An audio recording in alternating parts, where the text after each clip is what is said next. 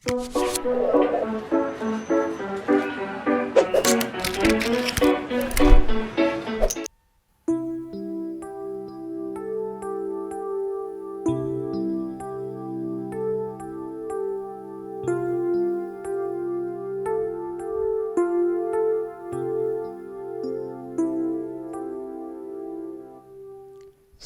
anak-anak semuanya, senang sekali ya pagi ini kita bersama-sama bisa kembali beribadah kepada Tuhan. Dan hari ini kita akan bersama-sama belajar lagi sebuah keterampilan. Tapi sebelumnya kita berdoa dulu ya. Mari kita berdoa, tirukan Om Tim berdoa. Tuhan Yesus, pagi ini kami mau belajar firman-Mu. Kami juga mau belajar keterampilan agar kami menjadi anak-anak-Mu yang terampil, sehingga dengan keterampilan kami bisa mempermuliakan nama Tuhan. Terima kasih ya Tuhan. Di dalam nama Tuhan Yesus kami berdoa. Haleluya, haleluya, amin, haleluya. Ya, pagi ini kita mau bersama-sama belajar sebuah keterampilan. Kemarin anak-anak sudah belajar ya sebuah keterampilan. Pagi ini juga kita mau belajar lagi supaya anak-anak menjadi anak-anak Tuhan yang terampil. Nah, sebelumnya Om Tim mau berikan satu gambar.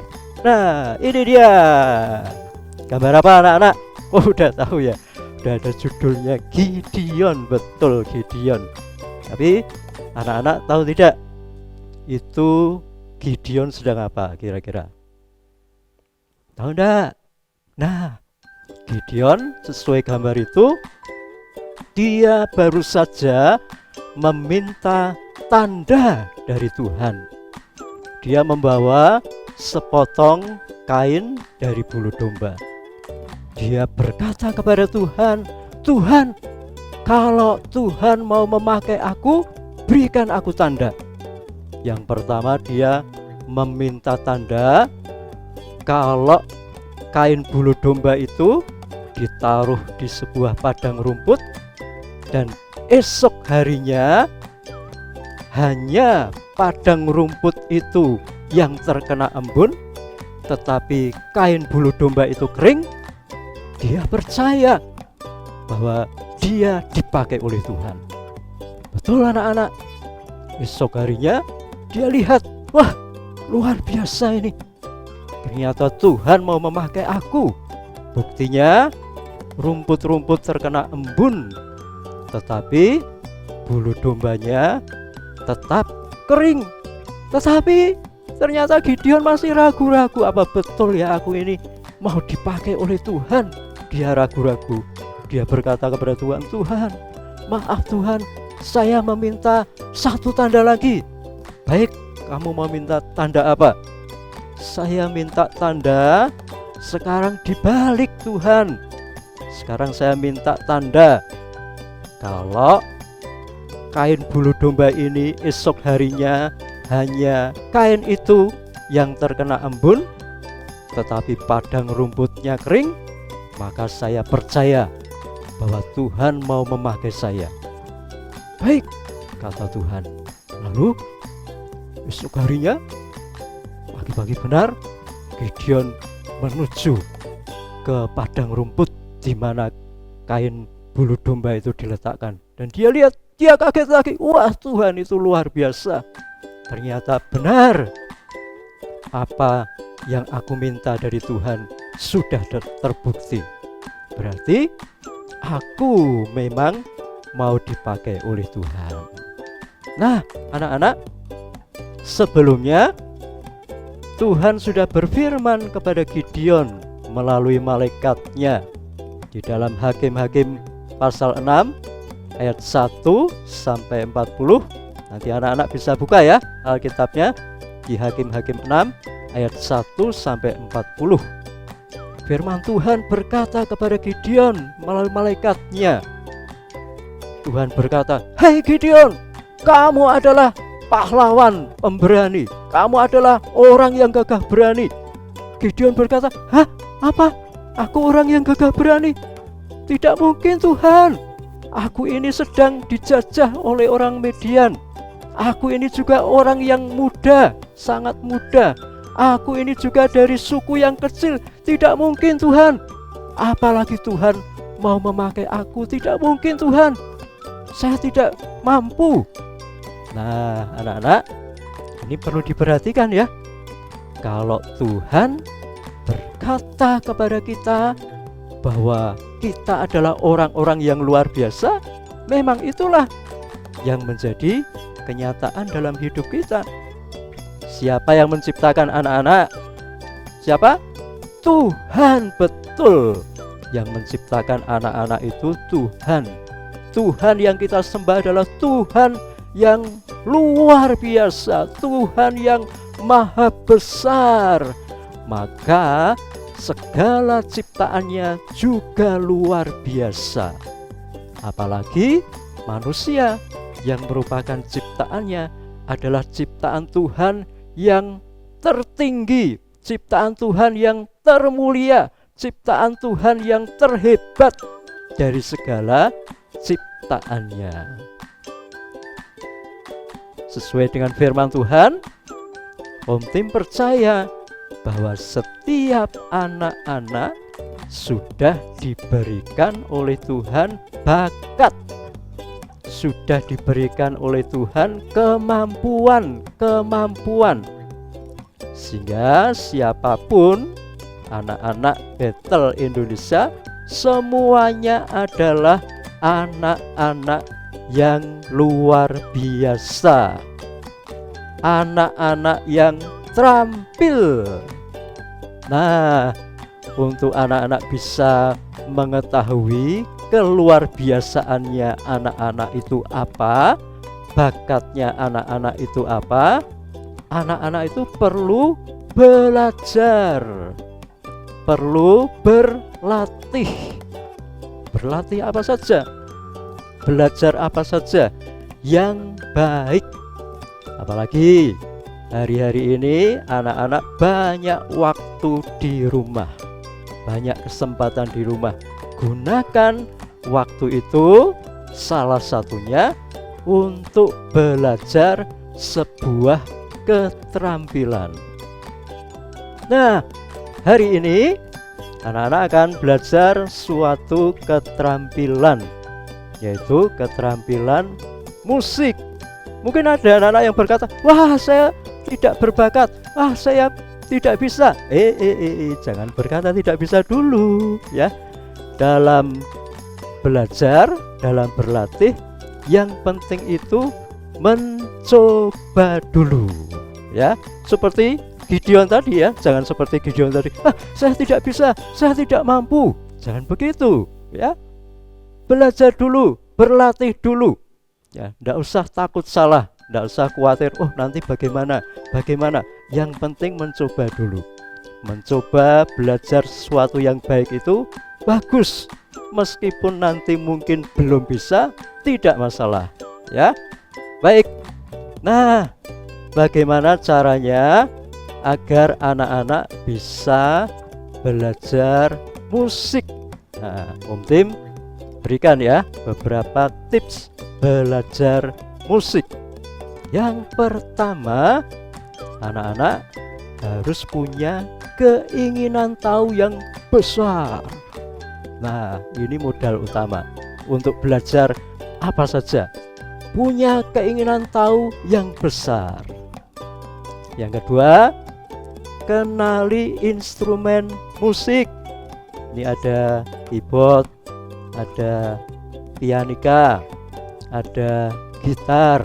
Ya, mungkin di rumah anak-anak juga memiliki instrumen musik yang lain. Coba kenali itu, kenali bagian-bagiannya, kenali bagaimana cara memainkannya dengan baik ya. Yang selanjutnya, anak-anak perlu tekun. Tekun itu apa?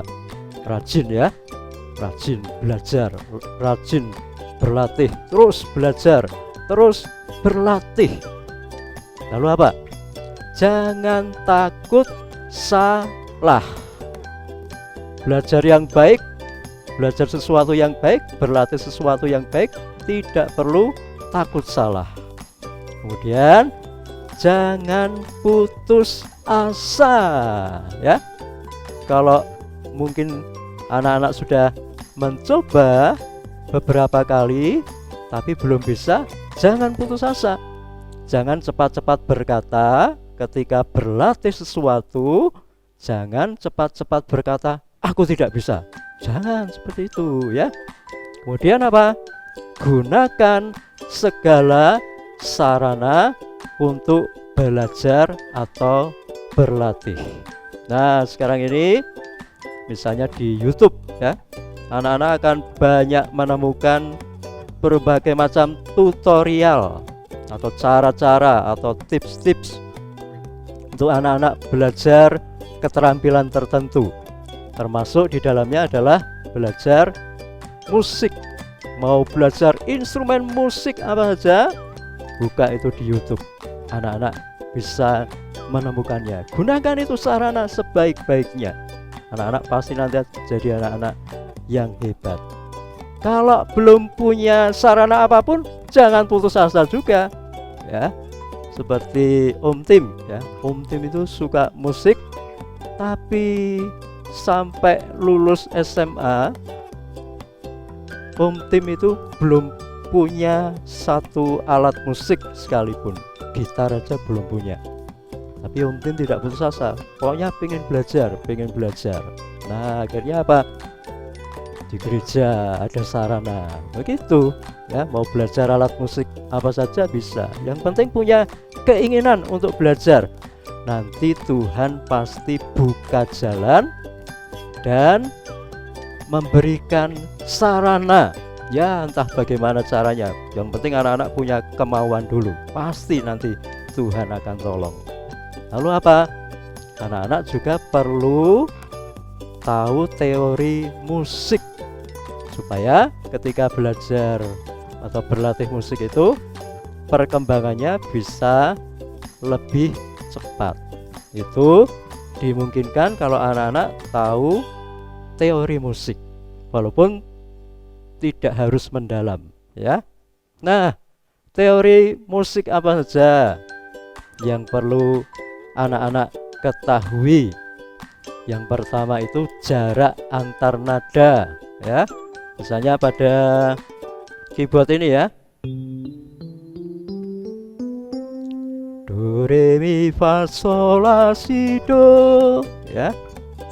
Di antara nada-nada ini, do re mi fa sol la si do, itu ada nada-nada yang berjarak satu, tapi juga ada yang berjarak setengah ya. Yang berjarak selalu setengah itu antara nada mi dan fa dan nada si dan do. Itu jaraknya pasti setengah ya. Kalau yang lain jaraknya pasti satu. Nah, ini nanti akan memudahkan anak-anak untuk belajar berbagai macam alat-alat musik ya. Kemudian kenali juga simbol atau lambang dalam musik.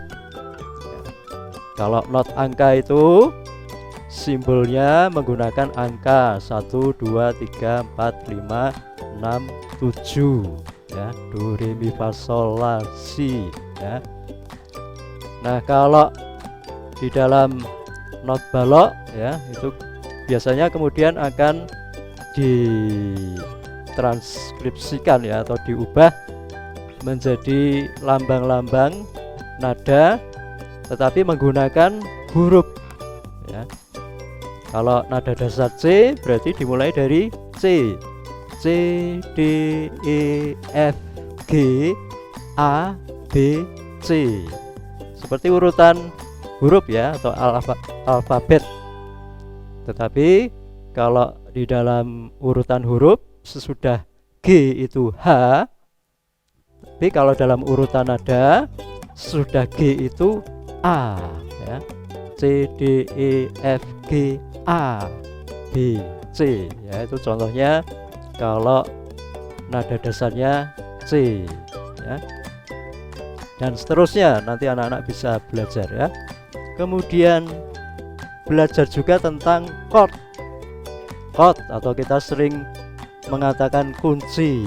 Chord atau kunci itu apa?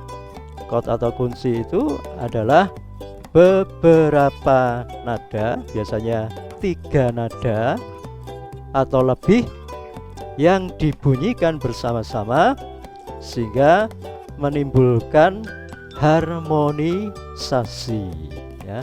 Jadi tidak sembarang beberapa nada dibunyikan bersama-sama, tapi beberapa nada yang dibunyikan bersama-sama. Kalau itu dilakukan maka akan menghasilkan harmonisasi. Contohnya Om Tim berikan contoh chord C. Chord C itu terdiri dari 3 nada. Ini maksudnya C mayor ya, yaitu C, E, G. Nah, C, E, G ini Om Tim akan bunyikan bersama-sama.